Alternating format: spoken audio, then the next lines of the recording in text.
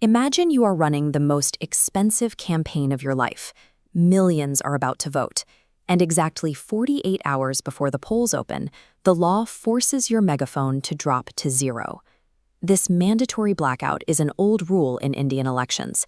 It was written in a pre-internet world to give voters a peaceful, noise-free window to make up their minds, without politicians shouting in their ears. On the day of the election, the result is a stark contrast. Millions of citizens show up to the polls, while the candidates themselves are legally required to disappear from the public stage. In a 24/7 news cycle, adhering strictly to 48 hours of silence creates a dangerous political vacuum. Prime Minister Narendra Modi has engineered a highly effective, entirely legal workaround to this blackout. Take a recent election day in West Bengal.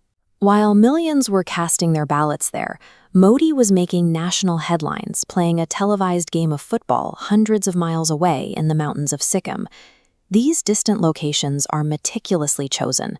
By appearing in a different state, Modi bypasses the silence period while broadcasting targeted cultural signals directly back to the voters. That morning football match in Sikkim had a specific target. West Bengal is a famously football-crazy state, and a casual match in the mountains transforms into a proxy signal broadcast on every local news channel. During that same election window, Modi made a second geographic jump. On voting day itself, he inaugurated a new expressway in Hardoi, Uttar Pradesh.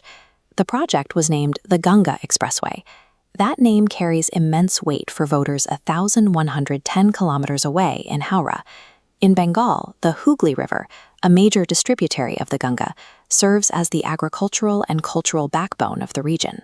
By combining a popular sport with a sacred river, Modi legally dominates the election day narrative in Bengal without ever setting foot in the state. You can see the difference when you look at the opposition. Here is Rahul Gandhi, the de facto leader of the Congress Party. During that same voting period, Gandhi traveled to the Great Nicobar Island to explicitly criticize a strategic infrastructure project, calling it a massive scam.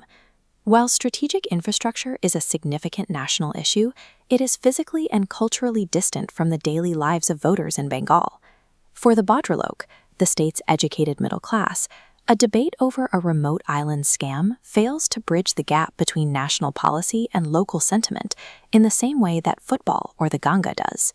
In modern politics, a culturally attuned gesture often speaks more persuasively than a direct political attack. The map expands even further. On the first day of polling for the 2021 Bengal election, Modi was out of the country entirely, visiting Orakandi, Bangladesh.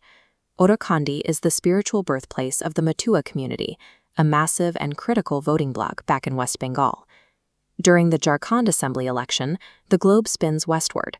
On voting day, Modi was visiting Guyana in South America. On the surface, a visit to a tropical waterfall in South America has nothing to do with a local election in Jharkhand, but the demographic connection is there. About 40% of Guyana's population are descendants of indentured laborers who were taken by the British from the Bhojpuri-speaking regions of undivided Bihar and Jharkhand. Modi uses these international visits to signal deep, localized and ancestral ties to voters back home. This strategy also extends to matters of faith. While citizens queued at the polls for the Delhi elections, Modi took a highly publicized dip at the Mahakumbh gathering. This act functioned as a strategic visual counter to the local opposition, who were already using religion to sway voters in the Delhi race.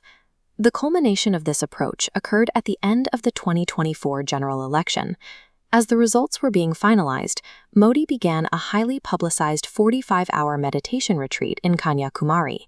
He chose the exact location where Swami Vivekananda meditated 131 years earlier, before emerging with a vision for modern India. This final retreat replaces the image of an aggressive campaigner with the aura of a visionary leader as the nation prepares for the final results. The traditional 48-hour electoral silence period is effectively dead in modern Indian politics.